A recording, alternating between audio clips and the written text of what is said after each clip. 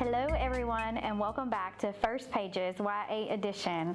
I'm excited to share a new book with you today, and it is brand new. We just added it to our new bookshelf in the Teen Center here at Lehman Library.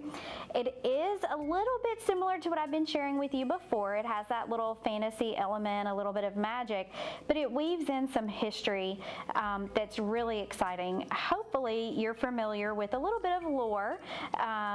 Arthur's Round Table. So it kind of pulls that in together with a young black girl who has just had a huge fight with her mom and really just wants to figure out who she is. And so she goes on a journey of self-discovery. And so I'm going to just read a little bit of Legendborn to you. Isn't that pretty? It's a beautiful cover. Beautiful cover. And I'm so excited to share this with you. I'm going to read a little bit of the prologue and then leave the meat up to you to discover. So, Legendborn by Tracy Dion. So good. All right. The police officer's body goes blurry, then sharpens again. I don't stare at him directly. I can't really focus on one thing in this room, but when I do look, his face shimmers. I don't think about that though. I can't. Besides, everything looks otherworldly when you've been crying for 3 hours straight. The police officer and nurse brought me and my father into a tiny mint green room. Now they sit on the other side of the table. They say they are explaining the situation to us. These people don't feel real, but neither does the situation they keep explaining. I don't cry for my mother's death or for myself. I cry because these strangers in the hospital don't know my mother, and yet they were closest to her when she died. And when your people die, you have to listen to strangers speak your nightmare into existence. We found her on Route 70 around 8, the police officer says. The air conditioner kicks on. The sharp scents permeate. I listen to these people I don't know use the past tense about my mother, the person who brought me into this world and created my present. They are past tensing my heart, my whole beating, bleeding, torn heart, right in front of me. It is a violation. These uniformed strangers carve me open with their words, but they are just doing their jobs. I can't scream at people who are just doing their jobs, can I? I want to.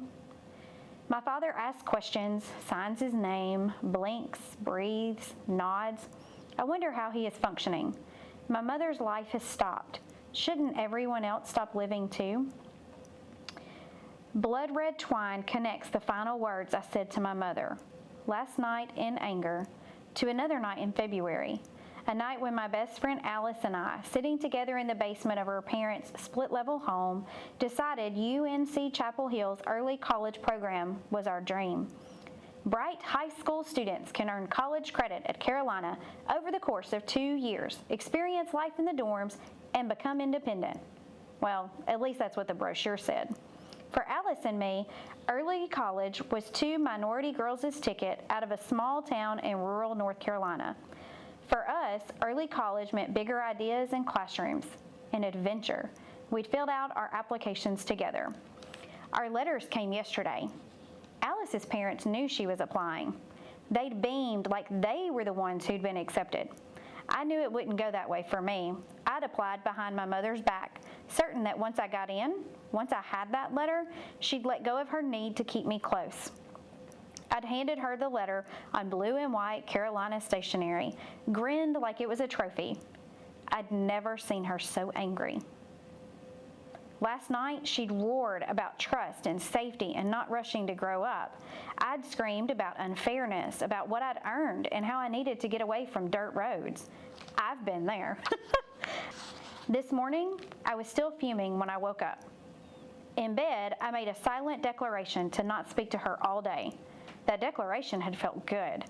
Today, a nothing normal Tuesday. Except that, for me, it carried the stubborn undercurrent of we'll talk later. Tonight, she drove away from work at the end of the day. Then, a car. Now, this pale green room and a disinfectant smell that burns when I inhale. Forever, we'll talk later is not the same as we'll never talk again. The twine from February closes tight around me like I will never take another breath.